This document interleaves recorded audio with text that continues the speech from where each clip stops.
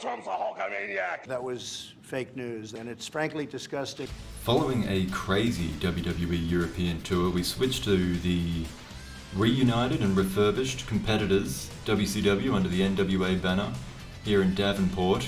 Hulk Hogan telling the audience that the NWA and WCW wrestlers need to unite and come together, but I don't think the crowd really appreciates his words.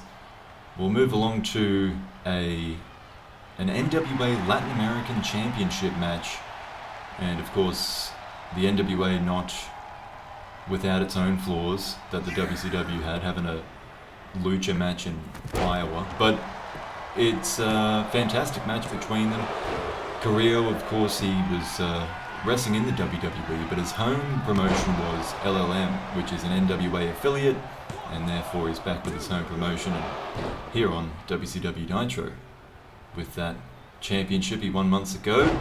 But Santos Escobar, with some fantastic maneuvers and driving Carrillo down to the mat in order to claim his NWA Latin American Championship. Look at that beautiful belt. We have a new champion in that division. Another division here, Chris Benoit coming out to face the Midwestern States champion, and that is Mr. Perfect. This division is made up of some fantastic wrestlers. It's, as you can see here, just back and forth technical action, and that's what we've come to expect from Mr. Perfect, as well as those little extra bits that don't get the fans on side with him necessarily, because he's got all the ability, Mr. Perfect, but he just goes that extra little mile. Like you see here, he's got a submission hold, but instead he stomps Benoit's head into the canvas. That's not particularly nice. It's not illegal, but it's not nice. Now, neither is this. Chris Benoit, of course, no stranger to head trauma. Using his head, a headbutt coming down off the top rope, and that could be it. He could be the new Midwestern champion, I should say. The crossface, Mr. Perfect able to find a way out of that. He latches on his own crossface. A bit of arrogance there, I would say, using Benoit's own move, but you can see they're both hurting at this point. Perfect. What a cravat. Suplex there, unbelievable technique. He's using the referee. Benoit tries to defend, but reversal is reversed into a German suplex. Now half and half, my goodness, brutal. And Perfect finishes him here with a tiger suplex. Actually, it's not quite a tiger suplex. Dragon suplex? A double underhook suplex. Either way, he remains the Midwest States champion. Midwestern States champion, something like that. Anyway, let's move along to Miami, where a hometown fellow, Rikishi, residing in Miami, Florida, is taking on the new Southern States champion of the NWA, Booker T, who won this title in a three-way match against Rikishi and Vader. Rikishi being the Florida champion at the time, Vader being the Mid-Atlantic champion at the time, and Booker T being the last Texas champion before that title was, vacated, but, out of commission. So anyway, Rikishi didn't lose that match directly, Vader did, so Rikishi has a rematch here, and is a tough man to keep down. You can see here Booker T, his kicks are a large part of his game, and he finally gets Rikishi down, makes a big deal out of that, hits a huge splash off the top rope. It would have been difficult to lift the big man, so instead he brought gravity to Rikishi, and he retains the Southern States Championship. Still in Florida, Pensacola now, and this is the beginning of our NWA Tag Team Tournament. Now, we saw LOD, the Legion of Doom, the Road Warriors, Hawk and Animal, defeat the National Tag Team Champions, the Dudley Boys. That was a couple of weeks ago. Now, what that means is that they, LOD, as WCW champions, will face the winner of this tournament for the first NWA World Tag Team Championship. And Demolition coming into this one as the heels, as the bad guys. The fans were on the side of the Horsemen. I think the Horsemen represent NWA better than just about anyone. So I think a lot of the NWA fans that now have these different WCW fans coming in and sitting next to them in the stands, they are really getting behind the NWA regulars, and the Four Horsemen, as I said, represent NWA better than anyone. They're going at it here. Aforementioned was that Vader lost the Mid-Atlantic Championship, so he's hungry to get gold back around his waist. A large waist of that, but he's... Whoa! What a drop kick to break up that pin.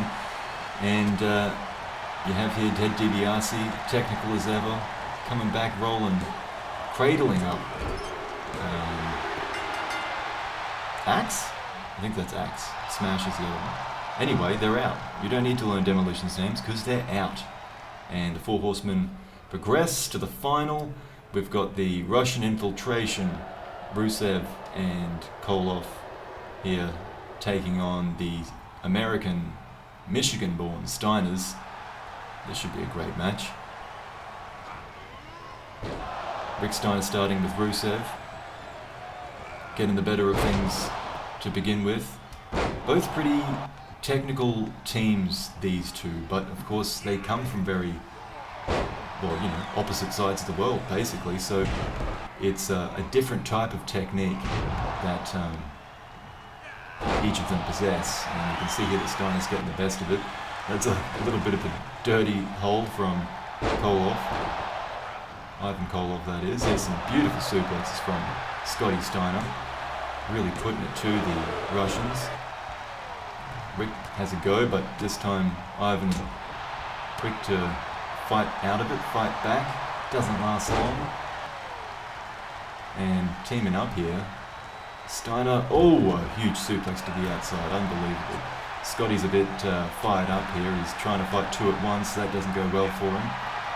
Koloff picks him up, going for some kind of powerbomb. No, not good enough. Steiner falling back down, and with a pin attempt, broken up by Rusev. Now, while Scotty Steiner was preoccupied with Rusev, he didn't realize that Koloff was throwing his brother out of the ring. So he quickly takes advantage of the distraction, at least, even if he couldn't save his brother from falling to his death.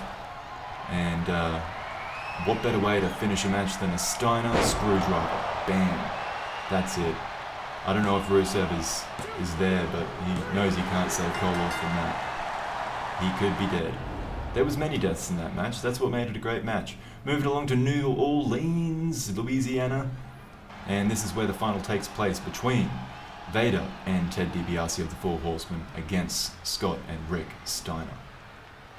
So, I mean, blockbuster match. You got arguably the best tag team in NWA versus arguably the best tag team in WCW. Of course, they've merged now. If you didn't watch the last couple episodes, the NWA purchased WCW and the television broadcast and pay-per-view broadcasting rights. They've kept the name, but it's all under the NWA banner. And Scott Steiner flies in, knocking out Vader.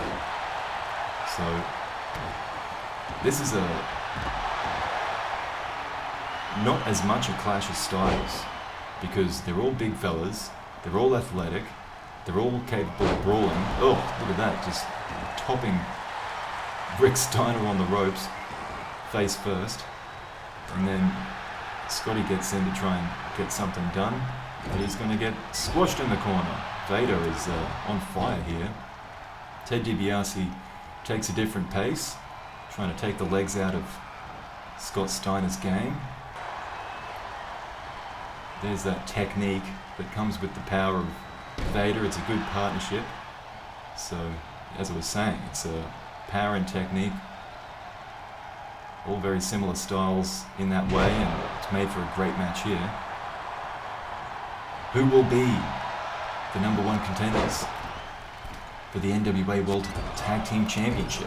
Who will face LOD for that honor?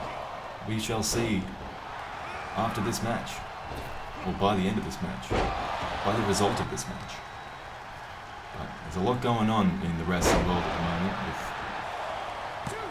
all these things to consider, all these promotions and the huge news of Razor Ramon and Diesel being fired from WWE. We still don't know what the implications of that will mean, but focusing on this match, Vader coming in, swinging hard. Rick fights back, but he's got two to fight against. That is a mistake. He gets swallowed up in the corner by Vader and his headbutt, squeezing his neck against the ropes. And then it looks like Ted DiBiase has Scotty Steiner preoccupied, leaving Vader to bring his weight down on top of poor Rick and just grabbing at that knee pad to hoist up the leg, get the pinfall. The Four Horsemen, Ted DiBiase and Vader, are the winners of the tournament and will go on to face the Legion of Doom to crown the NWA World Tag Team Champions. That's exciting. That's coming up in the next WCW pay-per-view, but just a quick note, we did go through a few events. This on the latest one, a few weeks after being fired from WWE, Diesel and Razor Ramon show up on WCW Monday Nitro. Absolutely unbelievable.